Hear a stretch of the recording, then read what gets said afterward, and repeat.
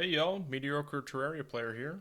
Today we're kicking off the series with about a 20-part boss rush, sort of showing you guys how to beat the bosses with the most essential components, items, and weapons.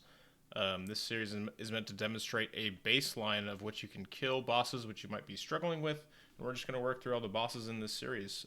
So starting off with King Slime today. So with this series, my intent is to show you guys sort of the best gear you can obtain, the easiest and the minimum requirements to kill the boss while not making it too difficult. So some of this is up to my discretion really, but let's just go ahead and work through the items. Let's cut to the chase here. So the weapons I'm going to be using is just the plain old blade of grass. So you might know this is a pretty easily obtainable item. You can just hop over to the jungle, get 12 jungle spores and 12 stingers. It might take a little while to build up to be able to kill some of those mobs, but go ahead and obtain this, and it's a pretty useful weapon for most of the early game bosses. For potions, we're going to be using the Swiftness Potion, Regeneration Potion, and Iron Skin Potion. And if you feel that you don't want to grind out these items, it's more than doable with the King of Slime. Some of the early game bosses are pretty easy to get by without using these potions. A really easy one to obtain as well is just any sort of fruit potion. You can shake some trees, chop some trees down there. Very common to obtain in Calamity. We're not going to be using any mounts. We are going to be using the platinum set of armor. So I decided on the platinum set of armor because with the Slime King, it's actually a bit more difficult than I found just doing a melee run only. When you have the access to ranged weapons and such, you can break some shadow orbs down in the corruption. It makes things a lot easier when you have ranged, but when you're only doing melee, you actually need to rely on some of your defense to actually chew through some of these bosses. Also, for this fight, we're going to be using a hook. So while you're in the underground, digging up your materials for platinum armor, definitely make sure to collect any gems you find. You're going to want to make some sort of sapphire hook or diamond hook, ruby hook, etc. Even though rubies are really useful for you, don't quite use those up. I just have the slime hook equipped because I've already defeated the boss, but it's not going to make a difference here. The slime hook is good if you want to throw out multiple hooks, but it won't affect this fight. So I apologize, the recording I do is not with any sort of gem hook, but those will work just as well. The last few things I want to mention is about the arena itself. So with the first few bosses in this about 20-part series that I'm going to demonstrate for you guys, we're going to be using some simple basic wood structures. It's really up to your own discretion.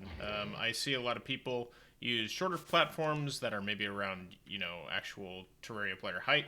But I just like to use ones where you have a lot of space and there's a lot of space to sort of fling your hook around and get some momentum based on where you need to go. Put a few stairs here and there, etc. One thing that really makes or breaks early on fights are these sunflowers. They do commonly spawn in all worlds, so I would highly, highly recommend you grab some on your way journeying to both sides of your arena. The very last thing I want to mention is just that in this fight, I'm not going to be running any items.